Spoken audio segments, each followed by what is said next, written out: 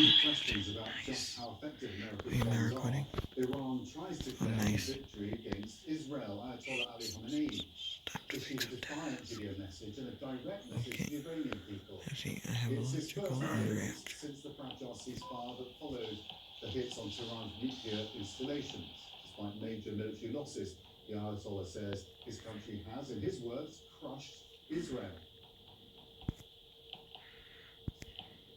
This is the whole. CNN was able to cover the someone already did that. Facilities struck by the US after Franklin spoke to parents there who said why have I been annoying my sister's name? My name is Hansa. My name is Marshall. Wait, what happened? There's a lot of religious schools here, a lot of religious seminaries, and of course a lot of the thinking, the religious thinking, the actions of the Islamic Republic is developed here. All of that even more. What is happening? Now Iran is in this massive standoff with the Trump administration and with the Israelis. So we went out and we asked a couple of clerics here how they feel about that standoff and what could happen next. If Trump ever has goodwill, do not mess with countries and let people live their lives, he says. This promise has been made by God, he says, that if you believe in God, he is the one who guides your arrows to the hearts of the enemy. And he says they think they're able to stop us from our chosen path of bombing, killing, and terror. This is why these terrors and wars will only strengthen our faith instead of weakening it. There's one other reason why this part of Iran is so important. Nice. Also where the Fordo nuclear enrichment plant is located, which of course President Trump said that I'm not impressed with the U.S. bunker buster bomb that was dropped a couple of days ago. The Iranians acknowledge that the nuclear program has been damaged, but they say that it is no way. I just got it twice. Yeah, boy. Okay. They also say that they are going to stay defiant in the face of pressure from the U.S. and from Israel. Okay, let's see some of the way to it. We're going to my bag. We're going to my bag. So we got from here, go down here. What's we got going? We're certainly damaged under the program, but there's still significant remaining capability for the Iranians. Well, the analysis is preliminary, but and again, I can't only speak to what's been reported openly. But if the Iranians still retain significant enriched material and centrifuge capability, then you can only be setting back the program months, not years.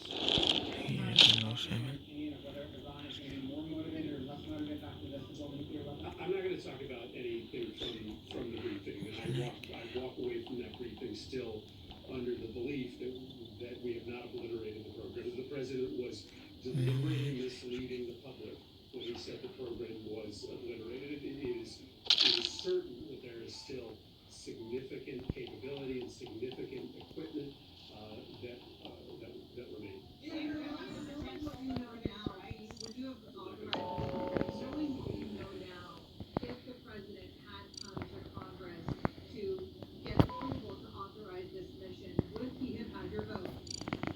No. Ultimately, the only way to truly constrain Iran's nuclear program is diplomacy. You cannot bomb knowledge out of existence. No matter how many scientists you kill, there are still people in Iran who know how to work centrifuges. And if they still have enriched uranium, and they still have the ability to do centrifuges, then you're not setting back the program by years. You're setting back the program by months. The only path forward is diplomacy.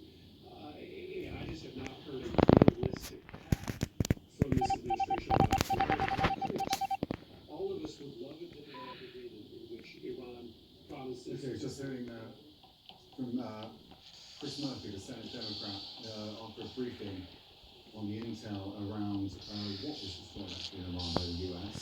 What we don't know was Iran's uranium stockpile actually destroyed. It's the big question there. Joining me, John Lewis, CNN's intelligence analyst. Thank you so much for joining us, John. But clear there Chris Murphy, that he believes the president deliberately misled the public when he said those facilities were obliterated. Well, Max, one thing that I have learned and has been demonstrated over and over again is when intel and politics cross paths, the place that it's never good for is intelligence. You know, when I was with the Director of National Intelligence, our standards were objectivity, free from outside influence. It had to be based on the information you had.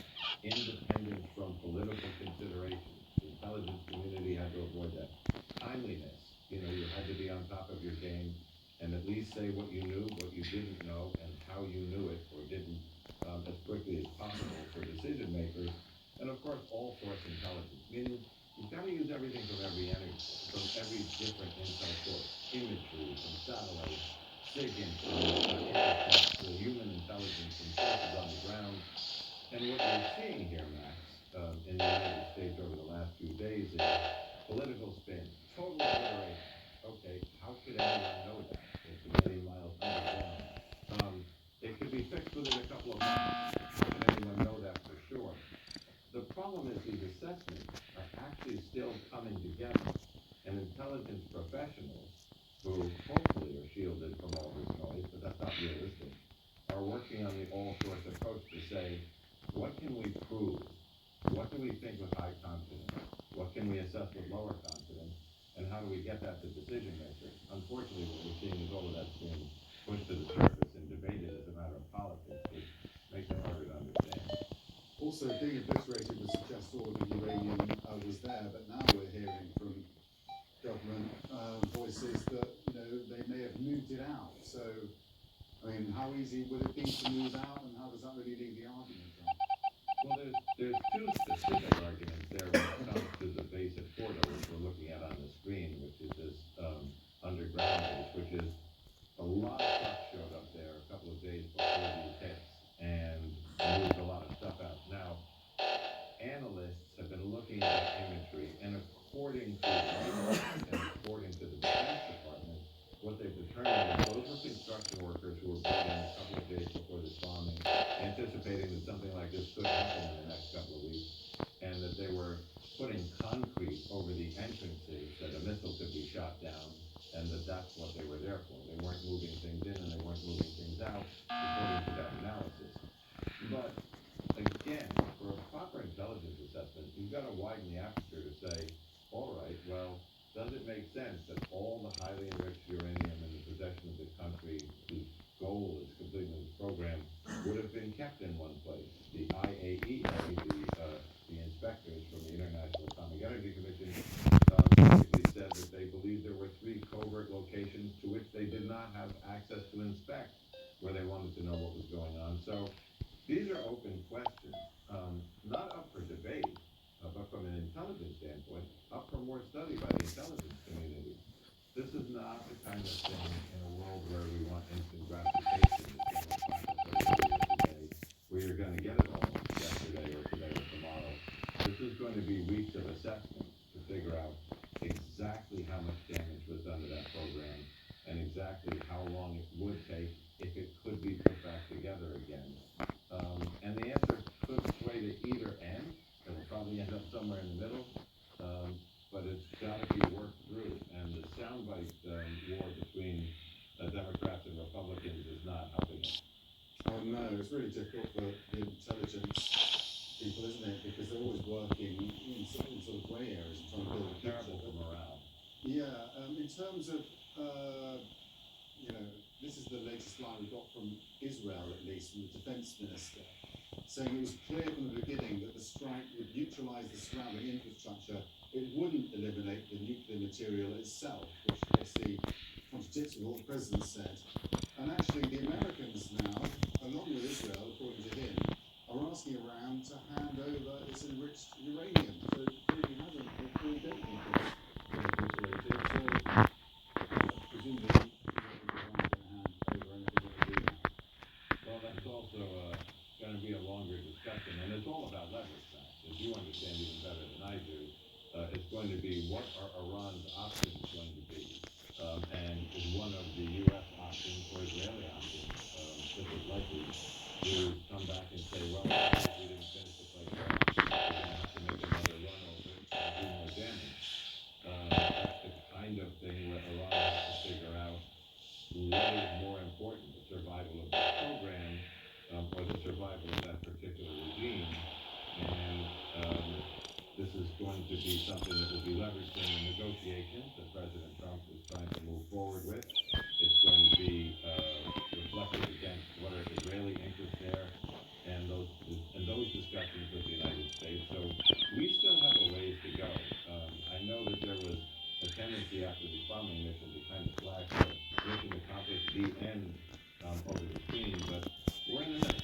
Time had only been set back by 1 month. President Donald Trump hailed the Pentagon briefing as, quote, one of the greatest conferences I've ever seen. Just a short time ago, the White House press secretary said that now the fighting with Iran has stopped, it's time for everyone in the Guys, Middle East to actually almost forgot that I was recording. The president used strength on But Saturday night. The whole world saw it. I'm gonna bring it in. On Saturday evening. But the president wants to see other paths. And right now, Iran Hold up, ninja baby, the bruh. president and his team, namely Special Envoy Witkoff, continue to be in communication with the Iranians. Bruh.